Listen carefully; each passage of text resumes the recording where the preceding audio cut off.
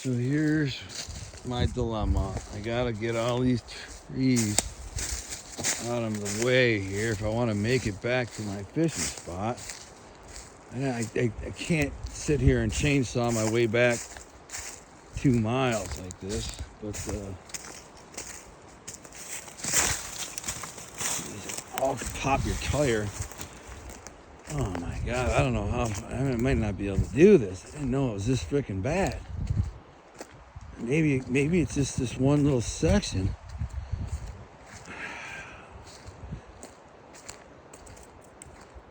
Jeez, oh Pete, man. Oh my God, I don't know if I can get through here, man. This sucks. Cause I don't want to get through this big roadblock here. This is gonna take me freaking a lot of work.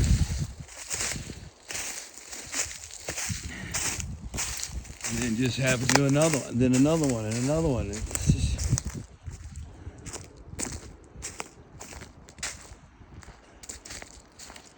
I might be able to swing this thing off of here. Let me look down here a little bit. I'm gonna be here all freaking day, man. This ain't gonna work. I guess I'm just gonna go for it, man. I'm not supposed to be working myself too hard, but someone's gotta clean this out. I guess it's gonna be me.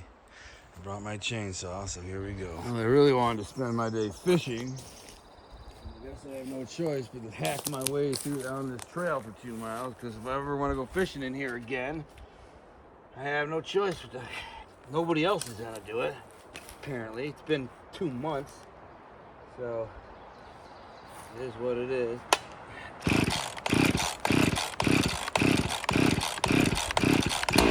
There we go.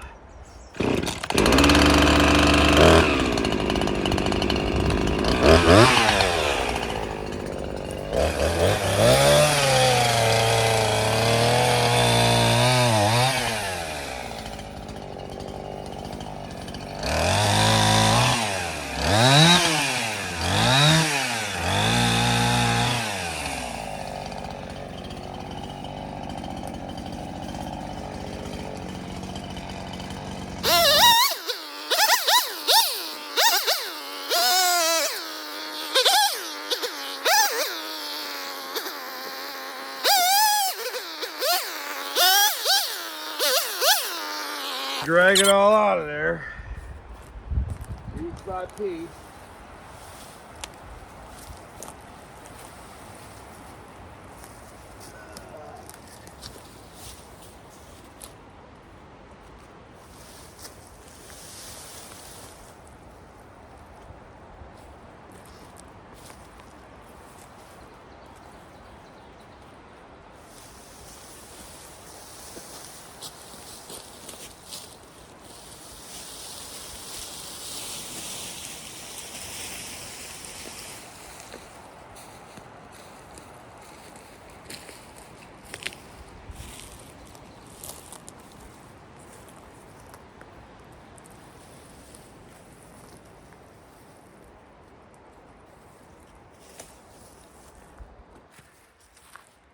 Not how I wanted to spend my day, just saying. I'm sitting there coming down this road. I've been doing this for an hour, and I've been moving these things out of the way, branches and crap. Now I come up on, there's a big old badger den right here, which is insane because I should not be messing with a badger den, because if there's pups in there, they're unfriendly. I got nothing to protect myself. I don't know what the frick I do if a badger came screaming out of there. And I gotta move this big ass stick so it's gonna freak them out. I don't know what I'm gonna do. I'm really hoping that's a fox or a coyote den. It's pretty big for a badger den. Hard to say. Could be a fox or a coyote. I really hope it is, because I'm not worried about a fox or a coyote. But if it's a badger, we could have problems. Let's just hope it's not a badger. Just saying. Okay, no badger attack. That's good. I did whack myself in the side of the head pretty good with a stick. no badger, so I'm guessing that badger is out foraging somewhere. Or it could be a fox or a coyote, I don't know. Very possible. Oh, jeez, I can't get freaking 20 feet. 20 feet. I think I can duck under this thing and just kind of scratch my car up. I don't really care about scratching my car up. I don't want to crack a windshield though. Put down, I gotta get out. I'm so tired of this. Look at the trail ahead. I gotta take a freaking break, man. Well, I feel like a bit of a failure. I got pretty close to where you can park, about 1/8 of a mile. I just got tired of this, man, just clearing this freaking trail. I mean, I just want to go fishing, man. This trail is... I got back here. I can walk the rest of the way. It's only about another it's about a half mile to where the river is. Maybe I go in there, maybe I go down a little bit. Tired, man, cutting these sticks and limbs and twigs for the last hour in the heat. And it's just stupid DNR don't do dick. Hey, they could come in here and clean this up. They're supposed to. Obviously, that's their job. These are forest trails. These are designed for us. We pay for them. We use our money, tax dollars, and licenses and stuff. Pay for these roads to be clear, but they don't give a crap. They don't do nothing. I've been clearing this road out for probably a mile and a half now. And every 20 freaking yards is this. And I'm tired. So I'm just gonna walk it out. I'm just saying. So off I go. I'm gonna walk the rest of the way. I'm just sick of cutting a lot of sticks and stones and breaking my bones. You know what I'm saying? The name's never gonna hurt me. I'm just saying. They just don't. I don't care what you call me, what you say. Just look where I am. And either you're rooting for me and going, hell yeah, Gunner, go get him, boy. Or you're hating from a basement or a couch or a chair or a car in a city somewhere. Going, oh, I hate him, he's doing too much.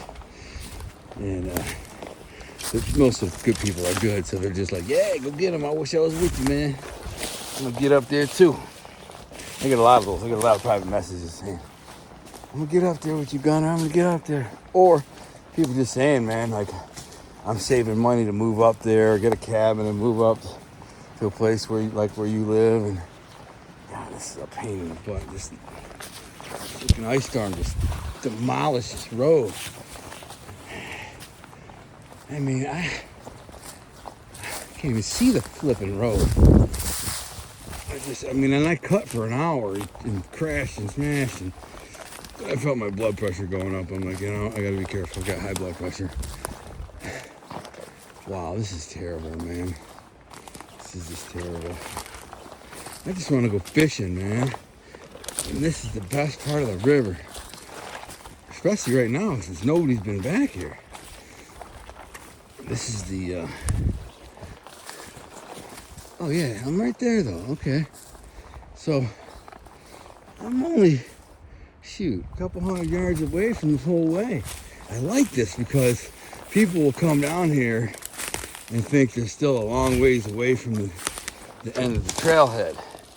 They're like, man, I can't get back there, man, look at all this stuff. In all reality,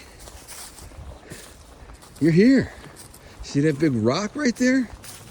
That's as far as you can go. At least legally. I'll get back here on my motorcycle and keep going. There is a way around this with the motorcycle. I can get, there's like a side trail. I can't get back here with the motorcycle either right now. But I think the side trail I could probably get through, which would be very advantageous when I want to come on my motorcycle. Normally in my motorcycle, I drive right up here and I just drive past this rock, which you're not supposed to do. And then I drive about another 1.5 miles on the trail, park, and then go fishing. But it might be 10 years before they clean this trail up. They may never clean it up. Just because the DNR, who's supposed to clean it up, they're lazy. You know, they're like young kids who just get out of college. They're like, I just want to drive around, harass fishermen, and give tickets. I don't want to clean up sticks and twigs and branches and roads and trails. It ain't my job, but it is your job. It's exactly what their job is. That's what they should be doing. If they're not on a call, like somebody reported a poaching or something, then they should be back here with a chainsaw cleaning these roads.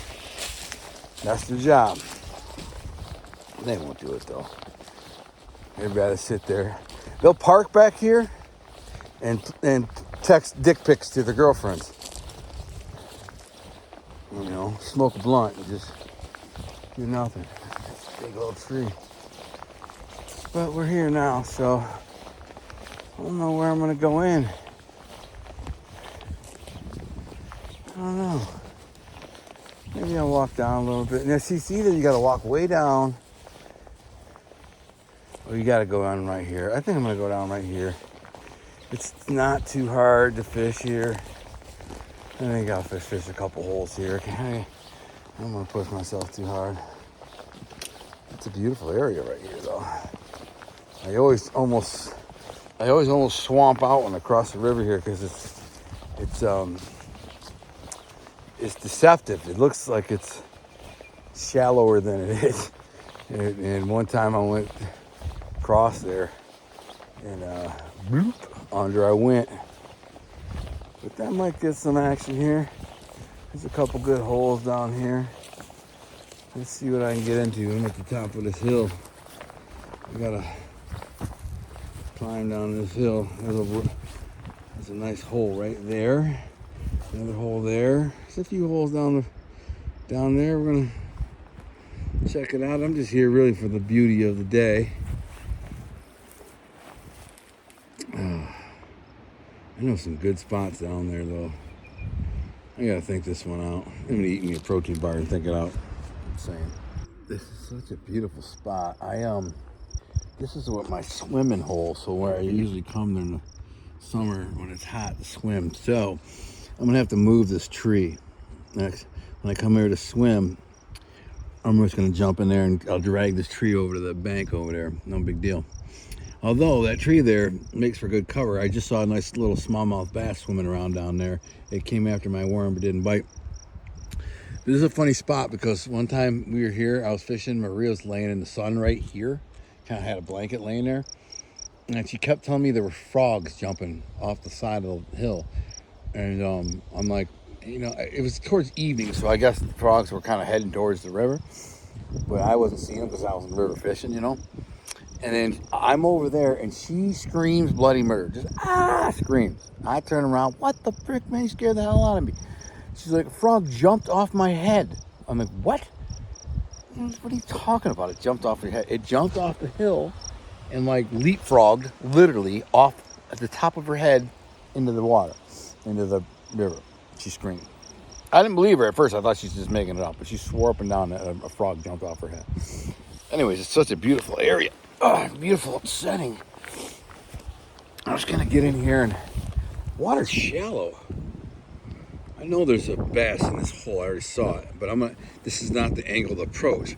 So I'm gonna cross the river, fish downstream to some other holes downstream, and then when I come back to cross, before I cross, I'm gonna go over here and fish from that side. That's the angle of approach on that side. And there's a good hole over there. I want to hit from over there. So I'm not going to spook up this hole by trying to fish it from on this side, or I'm just going to get snagged. I'm just going to cross the river here, where it's actually deceptively deep. Over there, it looks like it'd be shallow. It's not. It gets pretty deep over there. I've taken a dunk once, maybe twice. Just saying. Traversing deep in the cedar swamp. This is what cedar swamp. That's called swamp lily. This is a muck. And look at this big, man, a massive cedar just fell over. It just got caught in the wind. And the roots didn't have a good root system, so it just blew over. Massive. This thing is 10 feet high. At the top, it's probably 11 feet. 10 and a half for sure. And I remember, this isn't new. This is muck. I gotta get out of that. That stuff just sneak right into it. Kind of crazy that the wind just blew that tree over. It was here last year like that, so it's nothing new, but there's been between the ice storms and some other windstorms, a lot of new trees are down. And it's hard to get in here and fish. It's just tricky, man. You gotta just navigate this crap, crash your way through. I've done it so many times in this river that I kind of know. I know the old routine. It's never easy though. That's the thing. It's never easy. It's always crashing and smashing and breaking and climbing. It's like one of the reasons why there's a few fish in here. It's not a quality, and you can really. It's easy to ruin your waders in here too. I've ripped holes in quite a few pairs of waders here. Right here in these spots. As you're crashing through, you need to stick your hole. You gotta. What the frick, man? There you go, right there. I just snagged. I don't know if to go crawl under this, or go climb over it. I think if I literally get on my hands and knees. So I got a backpack on, so that makes it hard. I might get in the river here because this is a really good hole. Problem is it's so mucky along the shore here. That little hole, that little bottleneck right there is a really good spot. And although I never caught I think I did catch one. I caught one brookie there like 5 years ago. And that's when it was the first brookie I ever caught in this river, right there. And then I think I caught a nice rainbow between that bottleneck and the next tree down. So, I mean, but you would think it's such a high quality hole. There's a massive tree hole deep. It's perfect. So the problem is when you go down to a hole like that and it's that good and you don't catch a fish, that means there's a big bass in there and he ain't eating worms. Very unlikely. He's eating fish, big fish. He's eating 8, 10 inch, 11 inch fish, which are trout, other bass, minnows, chubs, bluegill, anything big. He's eating. He's not wasting his time on a freaking worm. He's just chilling. Worm doesn't trigger his bite reflex. It might, like 1 in 100. You know, he might. I've caught a couple 5-6 pound smallies in here, so on worms, so you can catch them, but there's a big hole down there, and my guess is a big fat rainbow sitting in there right now, or big fat smallmouth bass, one or the other. You know, big. Will I get them to be able to bite? We shall try. Right now, I'm gonna throw a worm right over there under that tree, behind that tree, because you never know. And I throw brookie here. I hope he didn't swallow the hook, so I can let him go. But he's a keeper. He's 7 inches. Look how pretty. I think he's hooked in the side of the mouth, so I can let him go.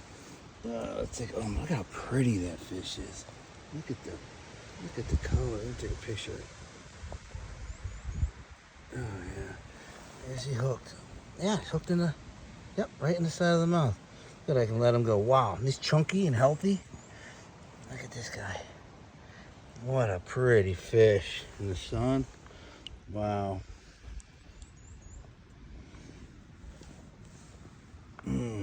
Chunky. Get in the water. I don't want to lose his breath. They're very, very delicate. I think this fish ate 2 of my worms already. I kept getting bites down there, and I lost my worm twice. But that's the thing. I'm not going to give up, because if there's a feeding fish, they will keep eating. And it could have been another fish. It bit about the same. Pretty heavy hit. Didn't run too far. Usually when they're small, they run for cover, where this one didn't. The first 2 bites didn't, and this one didn't either. I didn't wait too long. I set the hook and boom, and then pulled in this pretty little brookie. I mean, he is pretty, man. The colors on him, the speckles, the spots, the pink spots on him though. So pretty. Oh, there's a woodpecker. Look at the colors, how it's like painted. Like it's just like this thing's hand painted. My God. Look at the fins. The fins. Look at that. And look at this. This is beautiful. I'm gonna get a picture about like that. All right, let's let him go. See if we can get another one out of this hole. I know there's probably a big rainbow in there and a couple big smallmouths. There's smallmouth in there that'll eat that brookie, so he's got to get in there and hide because he's tired. But we are on the board brook trout fishing. First brookie of the year intentionally. I caught a couple accidentally earlier this year when I was steelhead fishing. But this is the first intentional brookie. I'm in here to try and catch some brookies or smallmouth. But first fish, nice brookie. Very next cast after that brookie, I got another good bite. Pulled it, got nothing, stripped my worm, but it was a good bite. Same basically spot. So I'm imagining this probably a little pod of brookies. It's holding right over there in that rift, the current, right where it's perfect, away from smallmouth bass, away from steelhead. I don't think steelhead will eat them, but they might.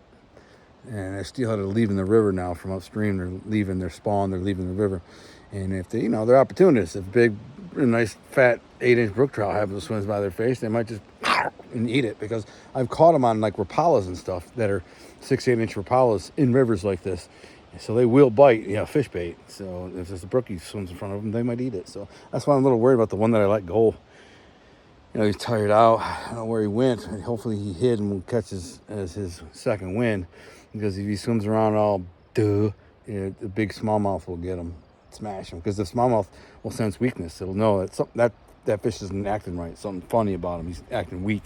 I can get him. Boom. And go for it. But put another worm on there and see if we can get another fish. Sometimes I'm fishing. I'm so quiet. And I realize I have to make some noise in case there's bears. Because it's, I'm deep in here. I'm deep. And sometimes I'll hear like sounds that just aren't right. I'm like that wasn't natural sound.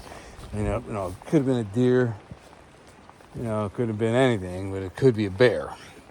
So then I'll start talking. I'll be like, "Hey bear, what's up, bear? Just let you know I'm here, man. I don't want to jump a mother and her cubs, because I'm quiet. I'm sitting in the river just fishing. I might not make a sound for 20, 30 minutes, and then here comes a mother and her cubs, diddy bopping along, looking for frogs or fish or whatever they're looking for, and all of a sudden they look up and there's me. And the cubs freak out, and the mama freaks out because the cubs freak out, and I become a punching bag. Look at all these trees that fell over the river. You can't even fish the river here. This is like the low end of a cedar swamp, and it's pain to get back here. It's very rotted. Smells good.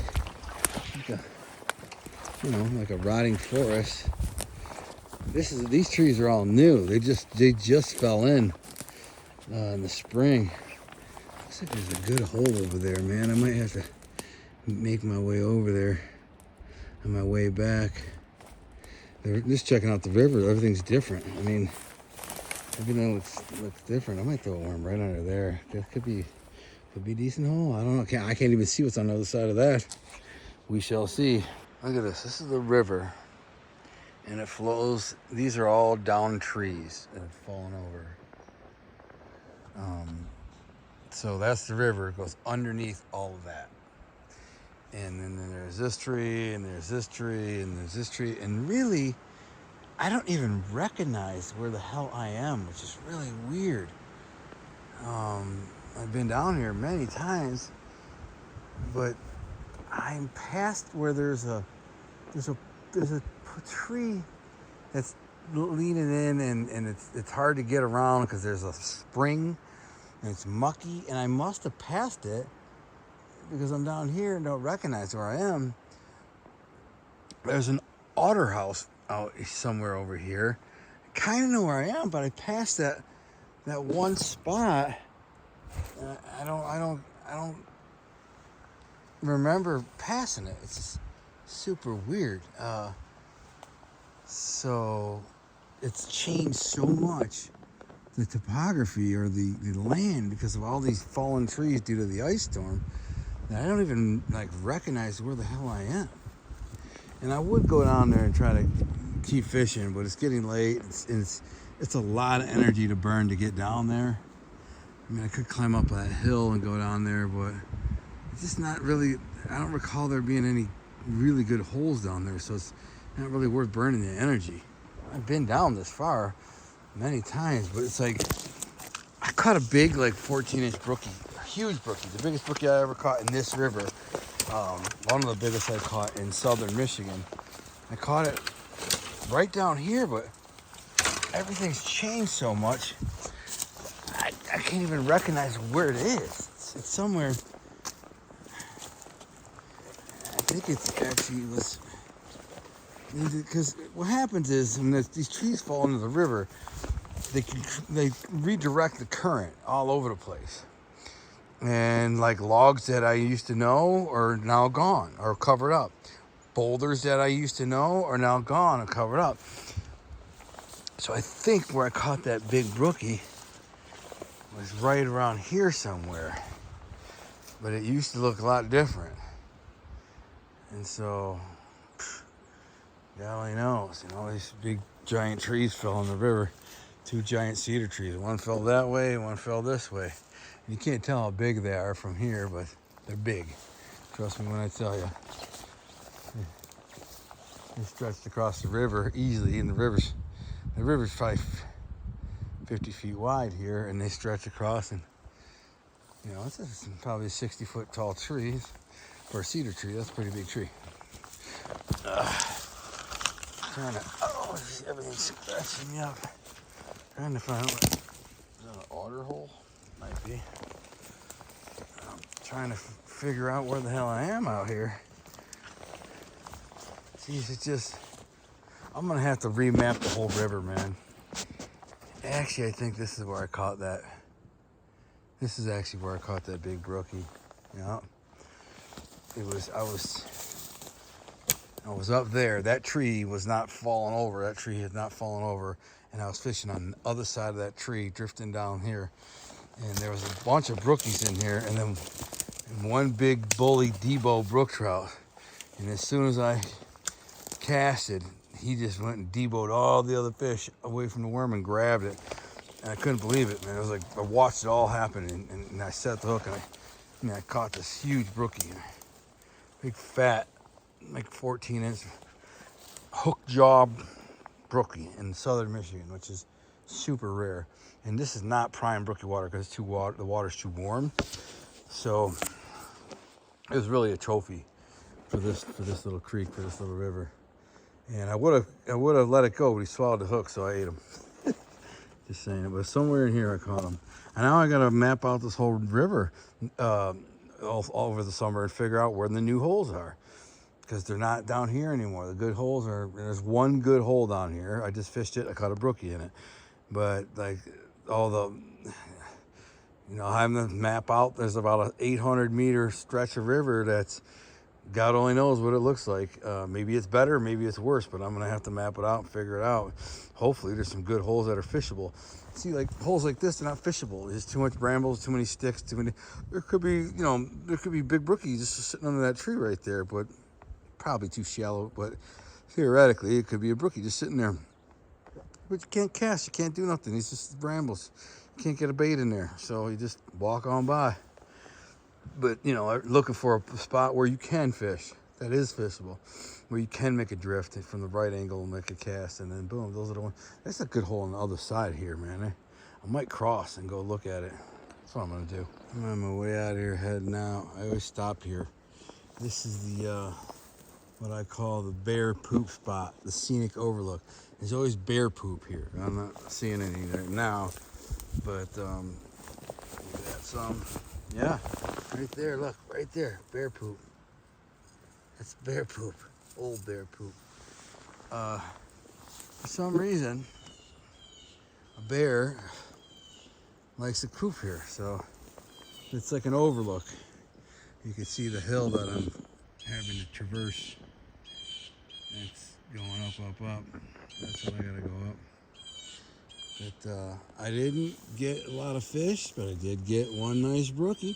I got a lot of bites though, mosquito bites. Man, they're still biting me in the head. That hole down there looks really good, right there. Boom, bang. If I could get in that hole right there, but you can't fish in there. You just can't get in there. It's impossible. If you can get a worm right down in there, you're gonna get a trout or a bass, smallmouth bass. But problem is, as soon as you throw a worm in there, you're gonna get snagged. So that's not realistic. All right, let's get the hell out of here. I'm getting eaten up. That's beautiful. This is my day. I mean, I'm on the top of a cliff right here. So if I fall down, I'm not gonna do well. I'm probably gonna break some bones and some limbs. But I'm not gonna fall. I'm gonna keep on hiking. I'm out. I'm coming in from fishing and I'm looking at this gigantic 40,000 pound or whatever it is rock that they put here, right? And that one too. To block people from going further down this trail another 200 yards before it ends. Literally it ends in 200 yards at the river. So they gotta put this thing here. How much do you think this costs? This is a great use of taxpayer money. The company that put that rock there probably charged the Department of Natural Resources $3,000 to $5,000 to put that rock there. They needed a giant backhoe, they needed to pick it up, they needed to drive back here, and they needed to dump it off. So the contractor who got it was probably the nephew of the cousin or the son-in-law or somebody who matters to the comptroller or the city council or board of whatever, right? Oh, you're running a little low on that. You just had a kid and you need a little more fun. Yeah, let me get you a couple of contracts. I'll pay you to put some rocks out in the middle of the woods. Yeah, the contract will it'll take you all summer to put them all out there. Maybe, charge you up $200,000. Yeah, that's good. Take care of my granddaughter, or my son or whatever.